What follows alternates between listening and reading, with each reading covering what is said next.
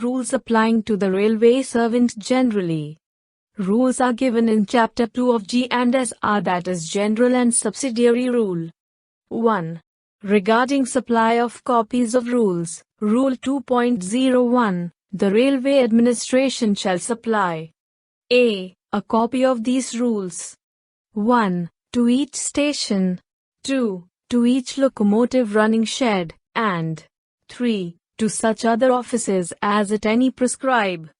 B. To each railway servant on whom any definite responsibility is placed by the said rules, a copy of the rules, or of such portions thereof as relate to his duties, and C. To any railway servant a translation of the said rules or of such portions thereof as relate to his duties as may be prescribed by special instructions. 2. Regarding upkeep of the copy of rules, Rule 2.02. Every railway servant who has been supplied with a copy of these rules, as prescribed under Rule 2.01 shall keep it posted with all correction slips. B. Produce the same on demand by any of his superiors. C. Obtain a new copy from his superior in case his copy is lost or defaced, and D. Ensure that staffs working under him are supplied with all corrections and that they also comply with the provisions of this rule. S. R. 2.021 While on inspection, inspecting officials are to see that rule books supplied to stations, loco sheds etc. and staff are up to date with all corrections/amendment slips. 3. Regarding knowledge of rules, Rule 2.03, every railway servant shall a. Be conversant with the rules relating to his duties whether supplied or not with a copy or translation of the rules relating to his duties, and the railway administration shall ensure that he does so. B. Pass the prescribed examinations, if any. C. Satisfy himself that the staff working under him have complied with clauses A and B, and D. If necessary, explain to the staff working under him the rules so far as these apply to them. S. R. 2.03.1 The train working staffs of another railway, who are required to work on this railway, must be examined for their knowledge of the subsidiary rules and local instruction of this railway by transportation inspector. A written declaration from the staff to the effect that they are acquainted with the rules of this railway should be obtained. S. R. 2.03.2 Railway employees for whom glasses have been prescribed for the proper performance of their duties must be equipped with a pair of glasses when coming on duty. They must wear them when actually on duty. Running staff must be in possession of 2 pairs of glasses while they are on duty. S. R. 2.03.3 Training of guard and driver/motormen working in automatic section. Issue of competency certificate and 1 day's intensive course once in a year. 4. Regarding assistance in observance of rules, Rule 2.04. Every railway servant shall render assistance in carrying out these rules and report promptly any breach thereof, which may come to his notice, to his superior officer and other authority concerned. 5. Regarding prevention of trespass, damage or loss, Rule 2.05. 1. Every railway servant is responsible for the security and protection of the property of the railway administration under his charge. 2. Every railway servant shall endeavor to prevent a. Trespass on railway premises. B. Fire in railway premises. C. Theft, damage or loss of railway property. D. Injury to himself and others. 6. Regarding obedience to rules and orders, Rule 2.06. Every railway servant shall promptly observe and obey a. All rules and special instructions, and b. All lawful orders given by his superiors. 7.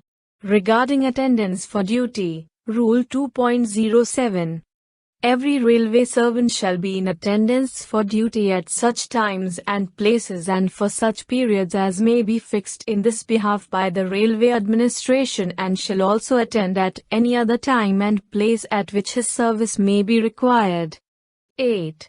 Regarding absence from duty, Rule 2.08. 1. No railway servant shall, without the permission of his superior, absent himself from duty or alter his appointed hours of attendance or exchange duty with any other railway servant or leave his charge of duty unless properly relieved. 2. If any railway servant while on duty desires to absent himself from duty on the ground of illness, he shall immediately report the matter to his superior and shall not leave his duty until a competent railway servant has been placed in charge thereof. S.R. 2.08.1 Station Master, Cabin Assistant, Station Master or Switchman leaving block officer or cabin during the hours of duty. A. If a station master or a cabin assistant, station master or switchman has to leave his block officer or cabin for a few minutes, for any unavoidable reason, he should on uncontrolled section, advise the station on either side on the block telephone, or the MOS, of the fact. On a control section, the controller's permission must first be obtained. At stations where a lock-up lever is provided, he must also lock the levers in whatever position they may be, by means of the lock-up lever, and keep the key of that lever in his possession. The station master on duty shall also lock the block instrument, slide instrument, and keep the keys and also the private number sheet in his personal custody whenever he has the occasion to leave the office. B. If the station master on either side or the controller knows that line clear will be required for a train, he should advise the station master who wishes to leave his office temporarily of the impending approach of a train. C. A pointsman or leverman should be left in block officer or cabin to summon the station master when required. This person must not operate the block or slide instruments nor allow an authorized person to operate them. 9. Regarding taking alcoholic drink, sedative, narcotic, stimulant drug or preparation, Rule 2.09. 1. While on duty, no railway servant shall, whether he is directly connected with the working of trains or not, be in a state of intoxication or in a state in which, by reason of his having taken or used any alcoholic drink, sedative, narcotic or stimulant drug or preparation, his capacity to perform his duties is impaired.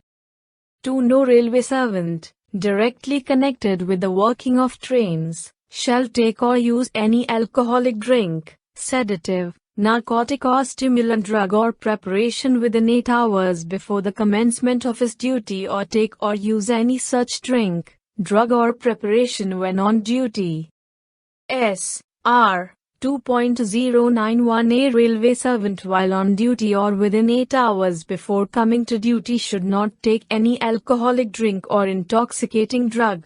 If he found in a state of intoxication while on duty, he shall be liable to severe disciplinary action which may extend even to dismissal from service. S.R. 2.09/2 Intoxication, medical report and witnesses. When a case of intoxication, or what appears to be intoxication, is noticed, a medical report should, if possible, be obtained at once. The written evidence of 2 impartial witnesses should also be obtained. 10. Regarding conduct of railway servants, Rule 2.10. A railway servant shall wear the badge and uniform, if prescribed, and be neat and tidy in his appearance while on duty. B. Be prompt, civil and courteous. C. Not solicit or accept illegal gratification. D. Give all reasonable assistance and be careful to give correct information to the public. And E. When asked, give his name and designation without hesitation.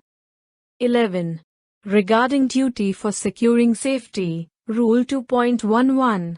1. Every railway servant shall A. See that every exertion is made for ensuring the safety of the public.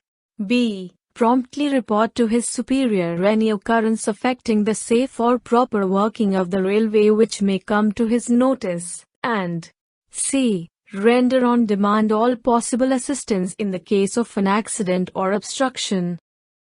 2. Every railway servant who observes A. That any signal is defective. B. Any obstruction, failure or threatened failure of any part of the way or works. C. Anything wrong with the train, or D. Any unusual circumstances likely to interfere with the safe running of trains, or the safety of the public, shall take immediate steps, such as the circumstances of the case may demand, to prevent accident, and where necessary, advise the nearest station master by the quickest possible means, provided that in the case of a train having parted, he shall not show a stop hand signal but shall endeavor to attract the attention of the loco pilot or guard by shouting, gesticulating or other means. S.R. 2.11 to 1 Running of defective locomotives. If, in the driver's opinion, the running of a locomotive is, in any way abnormal, the driver must exercise his discretion to reduce the speed of the train to an extent which he considers safe, and he should immediately report the full circumstances to the diesel power controller/traction power controller. The DPC/TLC must immediately refer the matter to his power/traction officer. The permission of the latter must be obtained before the engine is put back in service. These instructions refer to all types of locomotives. S.R. 2.11 to 2 Precautions to be taken for working of train during storm and strong wind. 1. When the warning message forecasting cyclone, storm or strong wind has been received from the meteorological department and/or there is a reasonable doubt that severe storm is going to break out endangering the safety of passengers, trains etc., the station master shall, in consultation with the guard and the driver of the train, detain the train and also refuse to grant line clear to a train coming to his station until storm abates and he considers movements of trains safe. 2. Should a train be caught on the run in cyclone, storm or strong wind of an intensity which, in the opinion of the driver, is likely to endanger the safety of the train, he shall immediately control the speed of his train and bring it to a stop at the first convenient place, taking care as far as possible to avoid stoppage of the train at places like sharp curve, high embankments and bridge, including approaches thereof. In controlling the speed and bringing the train to halt, the driver shall stop his train carefully and without a jerk. He shall restart the train in consultation with the guard only after the cyclone, storm or strong wind abates and it is considered safe to proceed. 3. The guard and the driver, assistant driver of the train, in cooperation with the railway staff traveling in the train, shall try to see that doors and windows of the coaches are kept open by the passengers to allow free passage of the wind through the coaches. S.R. 2.11 to 3 Anemometers. In case of vulnerable location and specially selected bridges where anemometers are installed at one of the stations adjacent to bridges, the SM shall take the following action if the anemometer is indicating wind velocity higher than the danger level of more than 72 kmph on BG and 30 kmph on NG. 1. The station master shall inform the section controller and the station master on the other side immediately about the need to control the movement of trains. 2. The station master shall not start or allow the movement of trains through his station and also not grant line clear to the train waiting at the adjacent station for his station. 3. He shall resume normal running of trains in consultation with the section controller and the station master at the adjacent station after the wind velocity is again below the danger level of more than 72 kmph on BG and 30 kmph on NG.